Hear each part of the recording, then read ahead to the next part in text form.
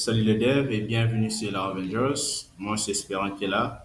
Et aujourd'hui, on va plonger dans les cartes de Laravel pour comprendre ce qui se passe vraiment quand un utilisateur visite une page de votre site. Autrement dit, les cycles de vie d'une requête dans Laravel. Alors, c'est parti.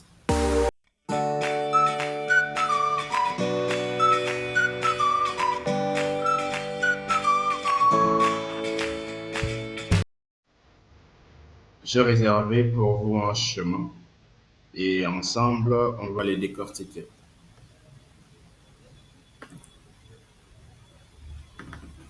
Les navigateurs. Ici, c'est le point de départ. Quand l'utilisateur, par exemple, tape une URL, ok, dans son navigateur, ou clique sur un lien quelconque, qu'est-ce qui se passe?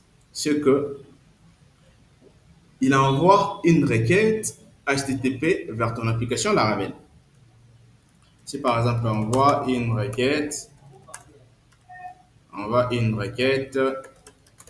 HTTP vers ton application Laravel. Voilà. Il la renvoie où? Ici, dans notre fameux fichier index.php qui se trouve les dossiers publics. Parce que c'est le seul point d'entrée de Laravel. Parce que Laravel, c'est un framework single entry point. OK? Ces fichiers est un peu comme les gardiens de toutes les requêtes. Peu importe l'URL, elles passent toutes par ici. Qu'est-ce qu'il fait?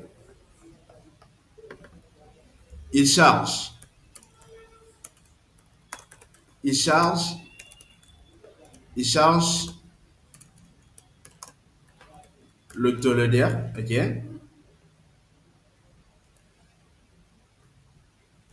L'autoloader de Composer.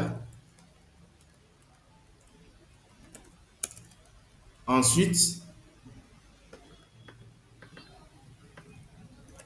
il charge encore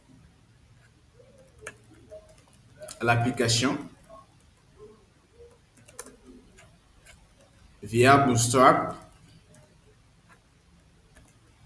app.php. app.php.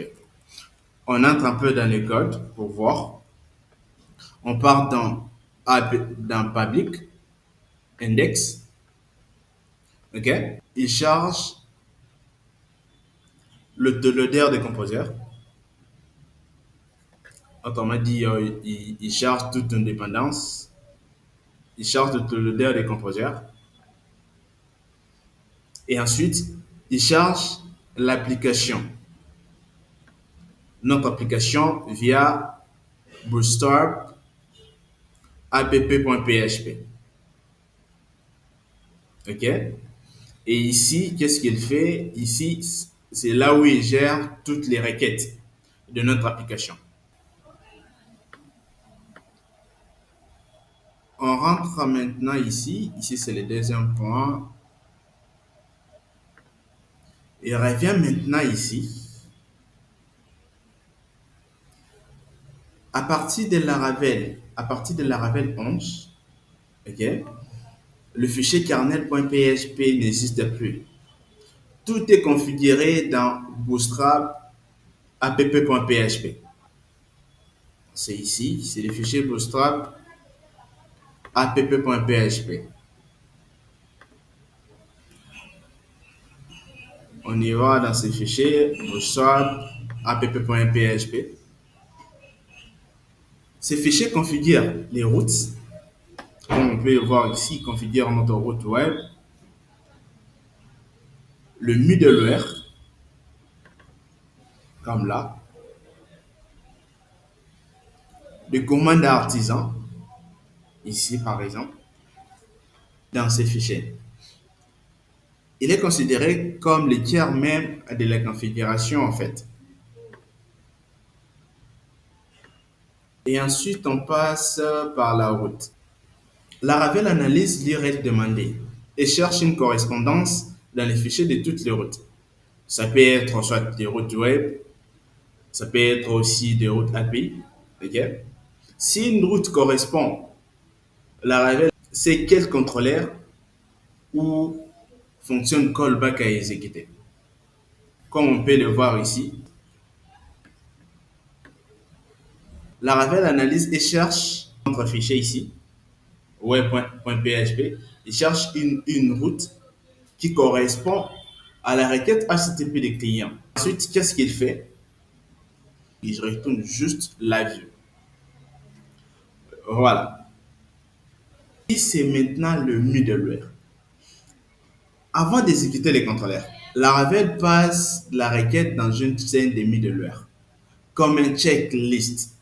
Ok? Il voit par exemple l'authentification, si possible, vérification de CSRF pour la sécurité, gestion de session, vérification de maintenance si ça existe. Chaque middleware peut modifier ou interrompre une requête s'il le faut. Quand une requête arrive, elle passe par la pute de middleware. Ok? C'est lui qui joue un peu le pont, ok, entre une requête et sa réponse. Si tout est OK ici, dans le middleware, on passe maintenant dans les contrôleurs.